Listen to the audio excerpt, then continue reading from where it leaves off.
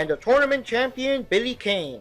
It's pronounced Billy Khan. No, it's pronounced Billy Kane. Billy Khan. No, the way it's spelled, it's Billy Kane. No, it's Billy Khan. Look, there's nothing anywhere that says it's pronounced Billy Khan, okay? Oh, excuse me? Bogard versus Billy Khan. Okay, fine, so it's Billy Khan, fine. Well, now that we got that blast from the past out of the way, yes, the last episode was about Ryo Sakazaki fighting against Billy Khan, with Benimaru interrupting and it turning into kind of a fatal three-way. Now, episode 3 is called Angelina, and from what I can tell, I think that Angelina's like this series version of Lily from Fatal Fury, Legend of the Hungry Wolf. If you guys remember, Lily was, I think she was like Geese Howard's adopted daughter or something, and she became a love interest for Terry Bogard. And I'm not going to really explain too much what happened because I think that they're going to kind of recreate that here with Angelina instead of Lily, so I don't want to spoil it too much. So yes, tonight I want to do this King of Fighters episode. I also want to do Dragon Ball Super in a separate video. I think we're up to episode 104 or something. And I also want to watch my regular shows in Adult Swim while I'm editing all the videos. Can I do it all in one night? Well, that's what this is here for. So let's try it out and see if we can do it.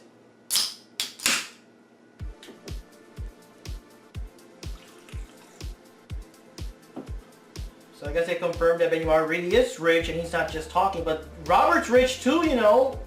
You're both rich. Well, here's Angelina. And some dude tried to slap her ass. I guess he confused her for Alexa Bliss or something. Angelina, so she gets her own little thing too. Well, that's kind of forward here. Random kiss. Even Terry can't believe it. It's just like, what the hell? Wait, that was it? What is this? Wait, what? That was too soon. I felt like the episode's shorter than usual. Like not all that much happened. And where's the ending credits? There's no ending. Oh, there's the ending credits. But usually all the advertisements pop up after the ending credits. What the hell? I feel robbed. And like, I don't know if you guys can still see, there's still like all this bar here left that could still be an episode. Like, is all this just the ending thing? Alright guys, I don't know if I was just like really immersed in the episode, like I just really couldn't wait for the next scene or something like that, but it just felt like it's the next scene and all of a sudden, oh, here's the new preview, next episode, blah blah blah blah, Terry Bogard, oh, and all that stuff, like just out of nowhere, just like smacking you in the face. It's like, I just don't get it why they do it that way. Like, the second episode wasn't so bad, but the first one and this one is just like, it's so random. And this time, I don't know why they put the advertisements like right there, because usually they don't put them until the very end of everything, until the ending credits and all that stuff, but this time they just put them like there, like after the preview, so it's kind of weird. And it's like, I don't know, it's like, what if you guys were watching Dragon Ball Super and Goku just did something, whatever, he flips back to the ground, he's kind of like taking a breath or something, and the screen kind of turns fade to black, but it doesn't feel like the end of the episode though. It just feels like maybe, I don't know, maybe just fade to black to show what Bulma's doing back on Earth or something, but then all of a sudden, whoa, Majin Buu, next episode, don't miss it, oh my god, Frieza, don't miss it, like just like out of nowhere. It's so weird how they do that. I don't know. So anyways, in this episode, Kyo, Benimaru, and Goro are walking with Ryo Sakazaki back, I guess, to his dojo, and Kyo asks Ryo, so similar, if he's heard of a guy with a red cap and a red jacket around town or whatever, and Ryo says that, no, never heard of him. So it's kind of interesting. I guess they didn't, like, meet yet or whatever. So, Robert Garcia is near the dojo just running around in a panic and whatever, and you find out that from a cell phone, I guess a pre-recorded message, well, a video, yeah, I made a little video, Yuri Sakazaki announces that she, like, ran away. She ran away, like, oh, Big Bird doesn't let me be in the tournament, so I'm going to run away. The world's a big place. I'll find someone else. I'll be in the tournament, even though Big Bird doesn't want me to, or whatever. And that explains why Yuri was at the airport. She was probably flying, I guess, out of the country.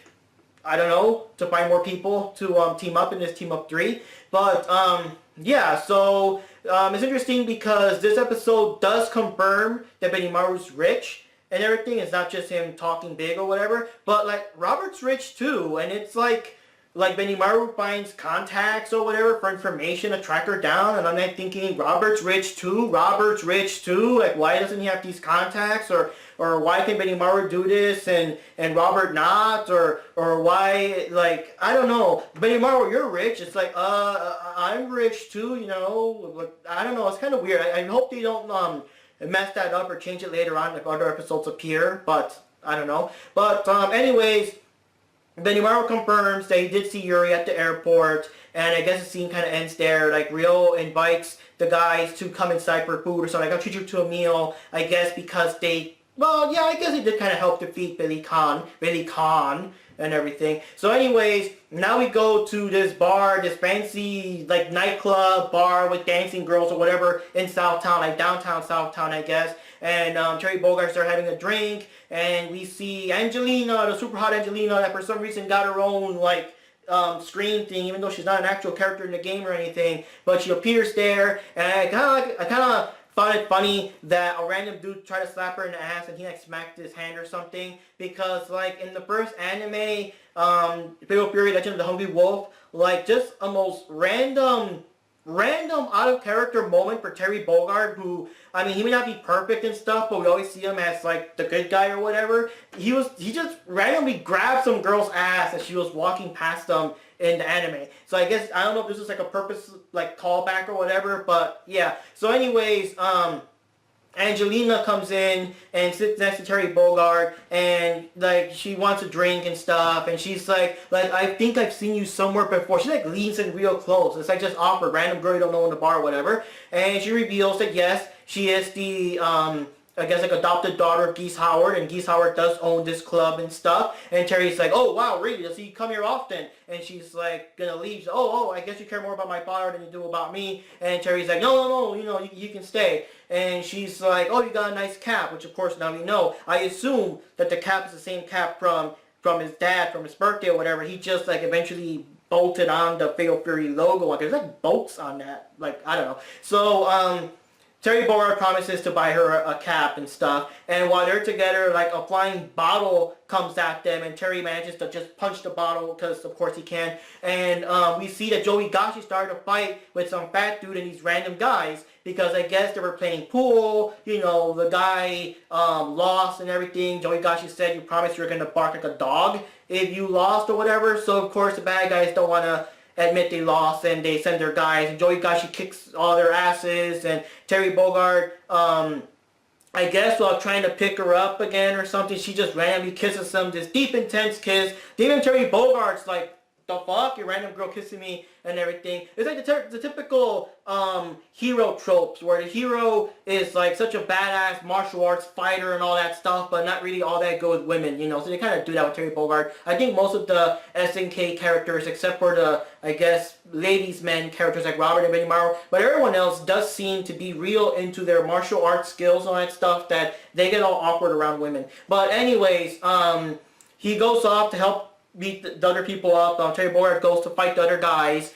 and then in a random like reversal from the anime, in the anime version, the cops were coming, and Joey Gashi's like, yo, let's go, and you know, takes Terry Bogard with him as they escape. So in this version, the Terry Bogard, come on, let's get out of here, and both him and Joey Gashi escape before like cops and more guys can come and stuff like that. But the thing is, bam, it just ends right there. And I think the next episode seems to show that Andy Bogart's gonna be in it. It shows Billy Khan fighting against Terry Bogard, and about, oh, let's go attack Geese, let's go to the Geese Tower, but he has very strong bodyguards and all that stuff. And I don't know, like, I really wish, like, they would have all the little details, because I know, technically speaking, it's not Fatal Fury, it's just, it's like the actual King of Fighters game and all that stuff. It would have been cool if they had Raiden there too, and not just Billy, because in the original game, Raiden and Billy were the bodyguards, not just, you know. And also, like, this random fat dude that was in the bar starting trouble with Joey Gashi and everything, and sending guys, like, it would have been so funny if Jack Turner from Art of Fighting was like there, because he's a big dude, he's a big biker, he's another kind of fat guy, and he can actually fight unlike this guy. So like, it would have been so cool to have these little SNK cameos. Like SNK got so many characters, especially Southtown. There's so many people living in Southtown in particular. You could just cameo some of these characters, even if they're not in the game.